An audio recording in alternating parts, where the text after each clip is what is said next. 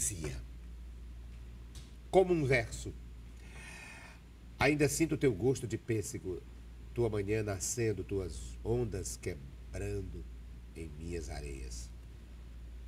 Ainda sobrevoas o meu sono e habitas as minhas palavras e os meus silêncios. Como um verso que quer, de qualquer jeito, ser escrito. É um poema desta autora, que é a nossa dialogadora de hoje, a professora de literatura da Unifor e da Secretaria de Educação do Estado do Ceará e poeta, escritora, cronista, contista, Aila Sampaio. Aila, no segmento anterior do programa, eu anunciei que você falaria sobre essa questão de nomear uma escritora que escreve poesia como poeta ou como poetisa. Eu prefiro poeta. Problematize isso. Eu prefiro poeta, assim, como um comum de dois gêneros. O poeta, a poeta. Mas não vejo nenhum problema de quem gosta de usar poetisa.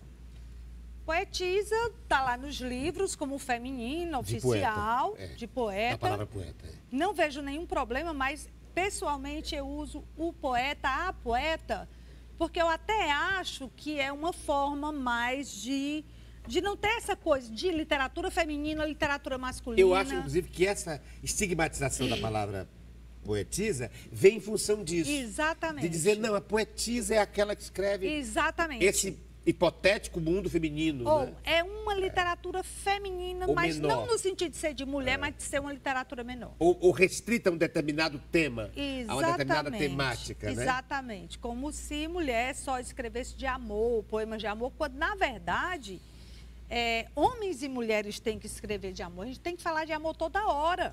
E você, como é que você se definiria? Isso também eu anunciei no segmento anterior, como poeta. Que poeta é a moça chamada Aila Sampaio? Quem é essa poeta, hein? Sabe que eu não sei? Sabe que eu não sei? Eu encontrei com ela há mais ou menos, quando ela tinha uns 12, 13 anos, eu me encontrei com essa moça, né? E ainda continua com ela? Continuo. Ah, continua convivendo com ela? Mas assim, Sei. Sem muito compromisso de lançar livros. Eu acho que eu tenho material para uns 4, 5 livros de poemas. Mas quem é ela? Do ponto de vista literário, se a professora de literatura fosse falar desta poeta. Desta poeta, eu diria... O que diria... a professora diria? A professora Ângela, a professora Aida Sampaio diria da poeta Ângela, da poeta Aila Sampaio. Eu diria, Ricardo, que é uma pessoa sonhadora e que tem os pés incrivelmente no chão. Então é a junção disso aqui. Então é a junção daqui, hein? É a junção de Sancho com Dom Quixote. Porque assim, as pessoas me perguntam como é que uma pessoa que escreve tantos versos de amor é uma pessoa tão racional. Eu sou taurina.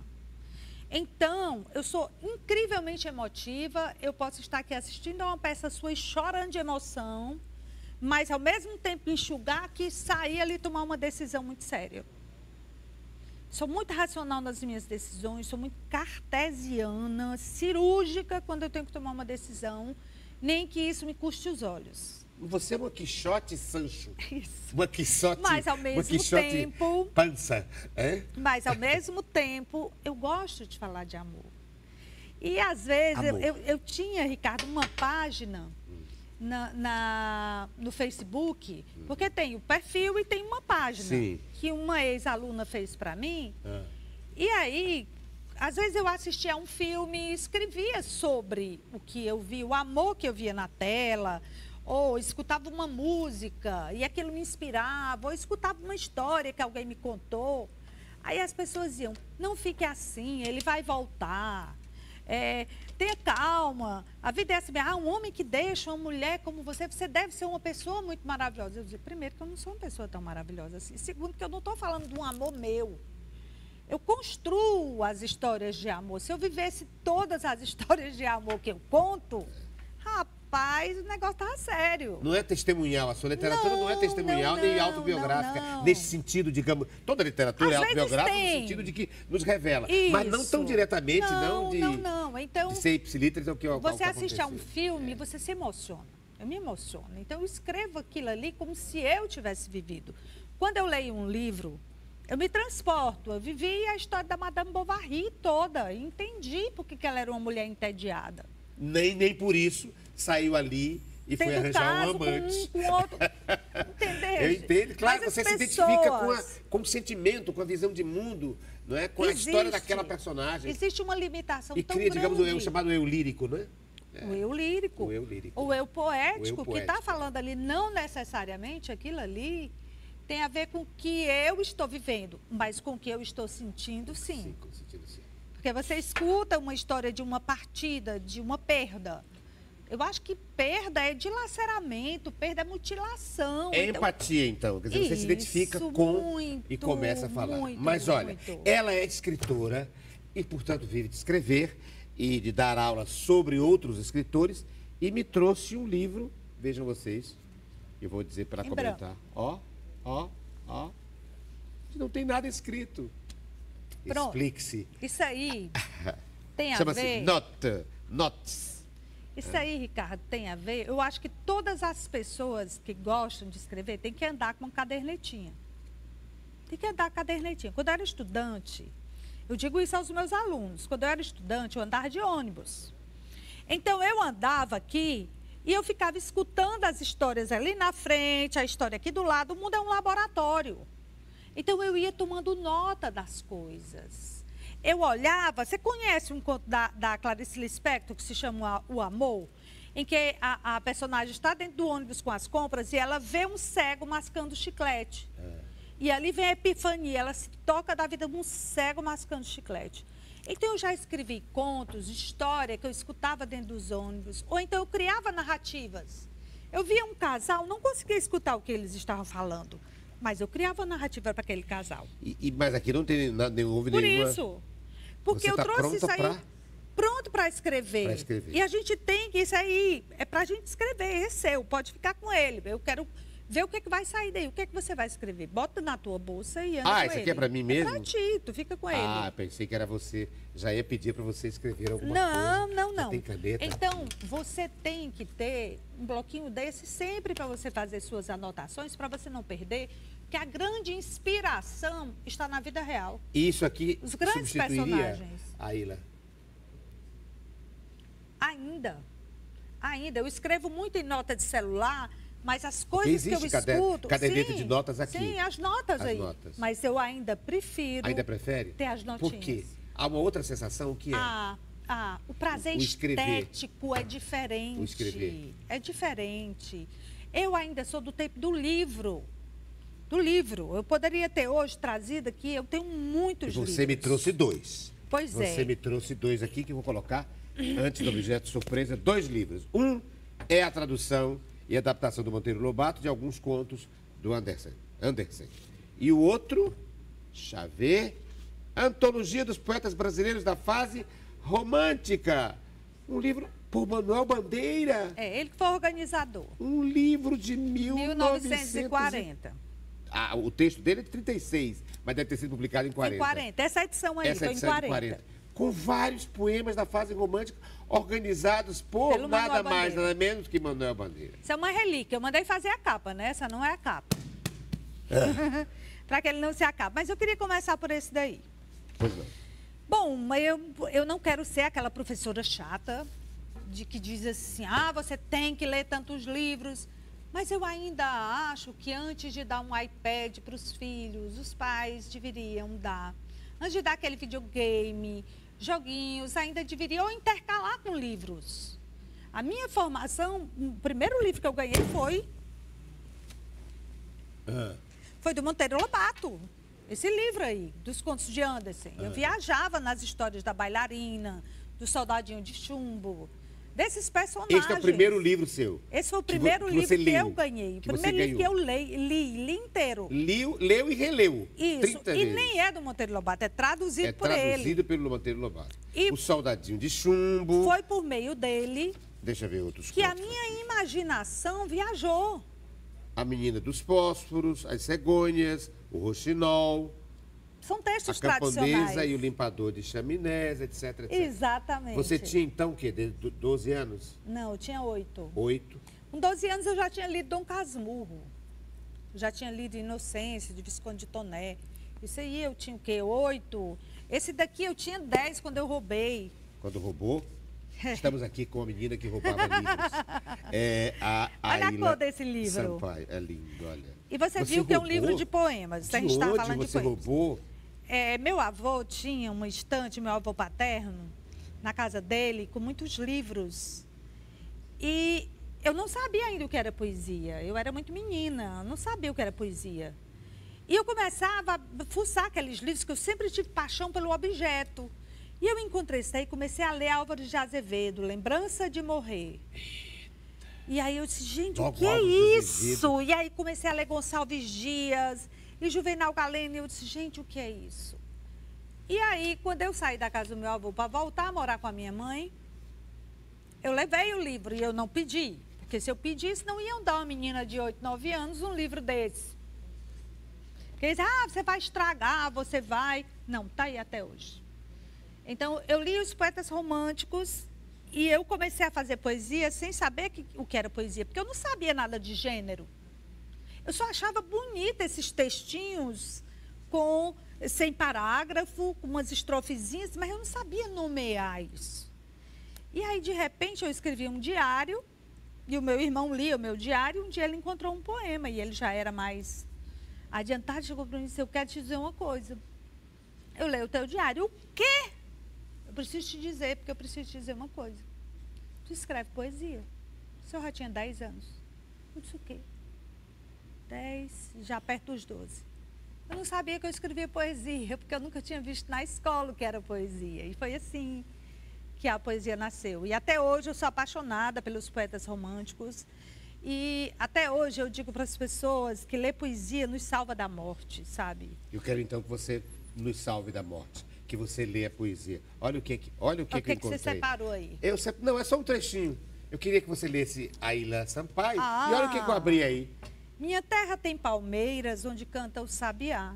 As aves que aqui gorjeiam não gorjeiam como lá. Nosso céu tem mais estrelas, nossas várzeas têm mais flores, nossos bosques têm mais vida. Nossa vida, mais amores. Pois eu li isso aqui antes dos 10 anos. Gonçalves Dias. E você sabe que há um livro da escritora cearense Ana Miranda, todo mundo deveria ler, que se chama Dias e Dias, que é a história dele. Eu sei a história do Gonçalves Dias, eu sei. É lindo o livro. É muito lindo. Dias Mistura e Dias, verdade e ficção.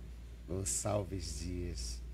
E você falou do Gonçalves Dias e do Juvenal Galeno. E eles estiveram juntos, não é? Eles são da mesma época, ele teve no Ceará, o Gonçalves Dias esteve no Ceará. Ele fez uma visita ao Ceará no século XIX. Exatamente. E conheceu o Juvenal Galeno. Isso. E foi fundamental para que o Juvenal Galeno redirecionasse a sua poesia para o folclore, para a sensibilidade, a literatura, a literatura popular, etc. Isso, e a cultura popular. Ele começou a trazer para a literatura o jangadeiro, a rendeira. A medicina popular. A medicina popular. Quem lê o pescador. Exato. Quem lê o Juvenal Galeno tem um retrato falado, né, do Ceará daquela época. E o Gonçalves Dias foi fundamental para esse redirecionamento, nesse encontro em que aconteceu entre os dois, não é? Com os dois, Gonçalves Dias e Juvenal Galeno. E Juvenal Mas eu quero Galeno colocar é a história da nossa literatura. Eu quero colocar outro poema, outro livro em que ela está e em que eu estou. Nós estamos procurar juntos. O teu aqui, vamos Poemas de Mesa. É um livro publicado pelo Ideal Clube. Deixa eu ver se eu estou neste. Não, neste eu não estou. Nesta edição eu não estou. É um livro colocar... em forma de... baralho. De baralho. Deixa eu ver se eu estou. O Ideal tem uma história bem legal neste eu com não a estou, literatura. Neste eu não estou. Neste eu não estou. Esse foi o último. Neste eu não estou. É um de cada poeta. O meu você já leu. Eu já li, né? Olha aqui. Eu já li? Já. Eu li, comecei o poema. É verdade. E eu tinha também um deles, mas eu olhei aqui a relação. Você deve estar na outra caixinha. Eu estou na outra anterior. É porque são várias caixinhas. Todo ano. Todo ano, Eu não estou. Nesta aqui eu não estou. Mas quem está, o que importa é que ela está. E eu estabeleci aqui uma relação de proximidade com a Ilha, porque nós estamos, digamos, no mesmo tipo de publicação e somos da mesma academia, né? Isso. A Academia de Letras e Artes do Nordeste, Alane. A Letras e Artes do Nordeste, foi dirigida pelo Carlos Augusto Viana e hoje é dirigida pela Lurdinha Leite Barbosa, minha grande amiga. Sua grande amiga. Então, já li. Vamos tirar aqui um poema, vamos embora? Por gentileza, Vamos tira lá, um. Vamos ver tirar quem um que a gente vai aqui. homenagear. Um poeta. Quem é? Quem é? Que nós estamos homenageando? José Rogério Santana, professor de pós-graduação da UFC. Eu não conheço. E a imagem nos contou o presente e nenhum verbo mencionou. Das imagens vieram os signos e o verbo assim se tornou. E se o verbo se fez carne, a imagem seu espírito expressou. Das palavras vieram as frases que a narrativa nos mostrou. Dos contos surgiram metáforas, cantigas e sonhos, e a palavra se revelou. E todo o poder das imagens, eis que o verbo captou. Veja, Palavra imagem. palavra imagem. Mas aqui me ensejou falar de uma outra coisa.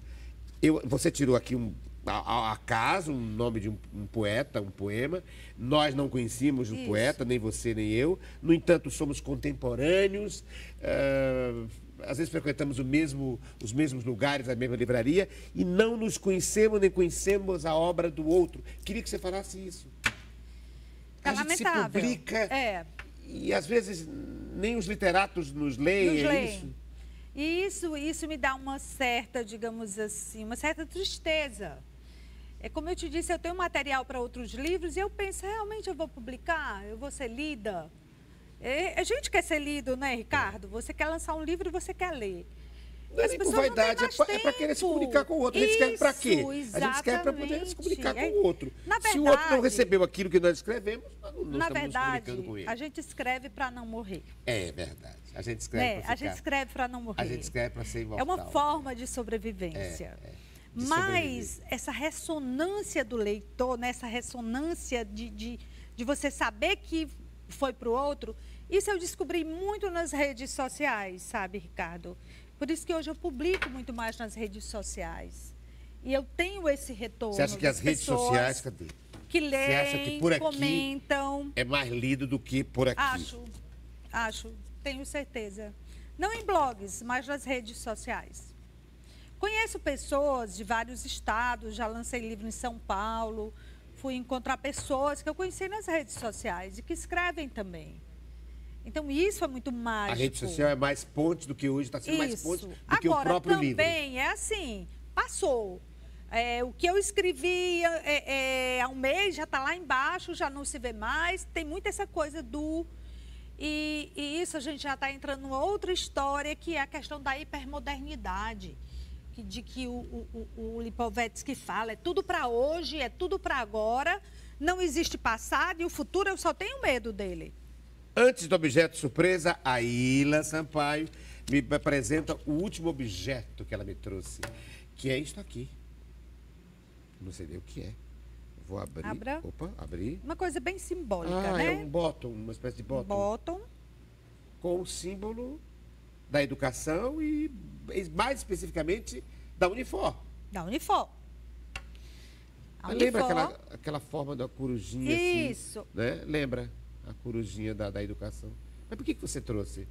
Para falar de... Porque para falar de arte, para falar de natureza, a Unifor, que eu considero hoje a minha segunda casa, é um lugar que tem um espaço cultural fenomenal, tem um teatro que recebe peças maravilhosas. Sim, o Teatro Celina E tem um Queiroz. jardim incrível que é aberto a cidade toda nos finais E de aí semana. tem uma coisa interessante, vejam, eu estou aqui com uma literata, com uma escritora, e eu que pensava que ela era professora da Unifor, e ela é mesmo, está aqui da Unifor, mas do curso de letras. Mas soube hoje que ela não é professora do curso de letras. Não ela é tem mais o curso professora, de nem letras. existe mais o curso de Não, letras. lá na Unifor não. Não, acabou, fechou. Eu trabalho no curso de cinema, Trabalha no no curso de curso de jornalismo. cinema e jornalismo. Exatamente. Trabalho com a palavra, trabalho com a imagem. Por isso que você mas criou essa cadeira de cinema e literatura. Cinema e literatura, que é uma disciplina optativa do curso de cinema. Que Que é maravilhosa. A gente trabalha as adaptações de Madame Bovary. com os futuros cineastas, Isso. as pessoas que trabalham com audiovisual e também com os jornalistas, futuros jornalistas. Os jornalistas. Para fazer resenhas, para escrever Isso, matérias. já com os jornalistas etc. é o tipo de texto jornalístico, um release, Sei, uma sei. resenha, uma crônica filosófica, Uma crítica. uma crítica, um Muito artigo, reportagem. A Ila Sampaio, a nossa dialogadora de hoje, escritora, vai me apresentar agora o objeto surpresa e eu trouxe um para ela. Aliás, o meu é um objeto e, ao mesmo tempo, é uma ação. Eu vou pedir, porque eu vou fazer e que ela vai complementar. Mas agora, primeiro, eu quero ver o seu. Fique com o meu. Certo. E agora me dê o seu, que eu quero abrir. Eita, o que é que você vai mostrar desvendar disso daqui? o que ela me trouxe. Eu peço que cada convidado traga um objeto que me esconda, apresenta só a produção, porque eu quero esse ato aqui verdadeiro, de surpresa. Eu não tenho a menor ideia do que ela me trouxe. E vou olhar agora junto com vocês. Opa. A textura. A textura parece um bichinho, tem um bocado de perna. Parece uma centopeia. Não, centopeia não. É não sei. Vamos ver. Um sapo. Vamos ver o que é. Vamos ver. Sapo não, lava o pé. É um sapo mesmo. Peguei, porque eu peguei aqui e vi. Tem umas patas. Achei que era. É um sapinho mesmo. Mas aí tem escrito. Salamanca está escrito. Não tenho a menor ideia por que a escritora e professora de literatura me trouxe um sapo. Não? Você tem medo de sapos? Não me é muito agradável. Não tenho medo, mas não me é muito agradável, não. Tem gente que acha lindo, né? Mas não sei, eu não acho. Tem medo de quarto escuro? Tenho receio, não entro assim, não. Primeiro, com a lanterninha seria bom. Pois é, o que a gente mais tem que enfrentar. Né? E nesses tempos que nós estamos vivendo, eu quero saber quantos desses você tem engolido por mês.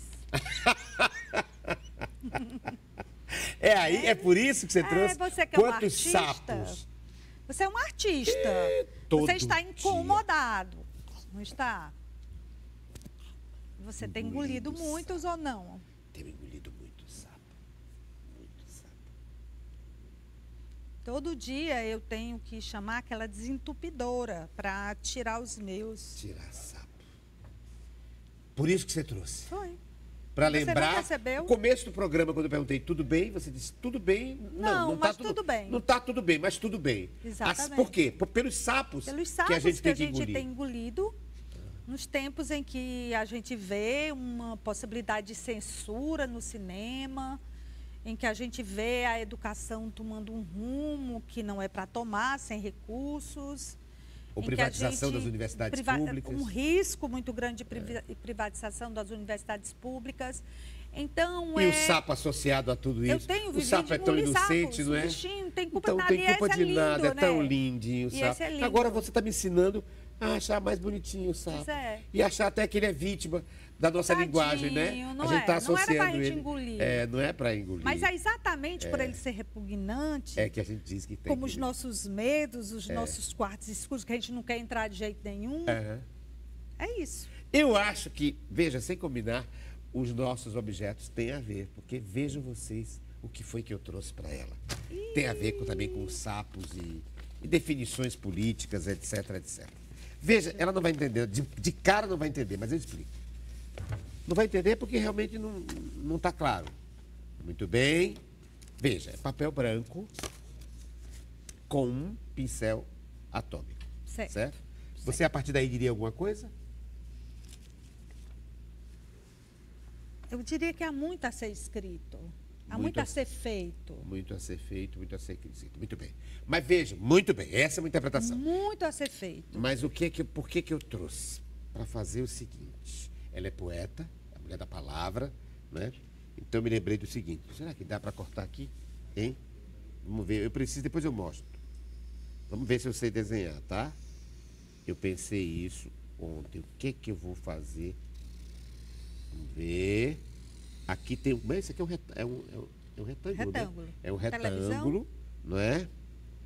Aí aqui vamos colocar um globo, um redondo, num círculo. E aqui dentro, não é? É aqui, não é? É a bandeira brasileira. Isso. E aqui, dentro da bandeira brasileira, tem um dístico, né? Tem duas palavras. Tem. Não é? Ordem e progresso. Mas eu... Positivista, né? É, positivista. Na verdade, eram três palavras. Era amor, ordem e progresso, né? Retirado do Augusto Conte. Mas, enfim, o que eu propus hoje é que ela me dissesse, pensasse agora comigo, que palavras ela colocaria? Uma palavra, duas, aqui, ao invés de ordem e progresso, que palavra a poeta colocaria? Mas posso fazer maior. Para você ter mais espaço, se você quiser. Não. É só uma palavra, né? Ou duas, se você Ou quiser. duas, assim. Eu posso fazer também maior para te dar mais espaço. Essa palavra é o que eu idealizo para o Brasil, o que eu esperaria, o que eu vejo hoje. Eu acho que é melhor o que idealiza, né? É melhor como o que você eu idealizo. poetizar o dístico da bandeira. Não é melhor? Melhor por aí. Porque se você for ver o que você vê não é muito... Não é muito bonito, não é muito poético. Mas, enfim, o que ela pensa? Ela, como Dom Quixote, né? Está mais para o Dom Quixote pensando do que o sapo pensando, hein? Que palavra ela colocaria na bandeira brasileira? Olha que lindo. Como seria a bandeira brasileira? Ao invés de ordem e progresso, teria, no poema da poeta, amor e tolerância. E é com essa imagem que a gente encerra o programa. Está faltando uma coisa na bandeira, peraí, estou sentindo falta. Está faltando um triângulo, né? Não é triângulo, não, é o... Como é que a gente chama? Exatamente. É retângulo, né? Retângulo, não é retângulo, mas não, é o losango. Losango. É o losango, está faltando o losango. Exatamente, losango. Está aqui, sabia que estava faltando uma coisa. Isso. Agora sim. Vem cá. Amor e tolerância. Agora sim. Agora é a bandeira brasileira. Tá aqui. O retângulo, o losango e o círculo. E aqui, esse local onde se coloca a faixa, onde a poeta escreveu amor e tolerância. Eu quis que ela poetizasse o Brasil, que ela poetizasse o símbolo do Brasil, que é a bandeira brasileira. Para que a gente tenha esperança de dias melhores. Muito obrigado. Obrigada a você, Ricardo. Sampaio. É muito bom conversar contigo, muita sintonia. A gente possa, de olhos entreabertos, voltar na próxima semana para construir um amor e tolerância e mais diálogo. Aliás, eu vou colocar na bandeira outra palavra, peraí, diálogo. Isso! Vou colocar na bandeira. Diálogo. Precisamos.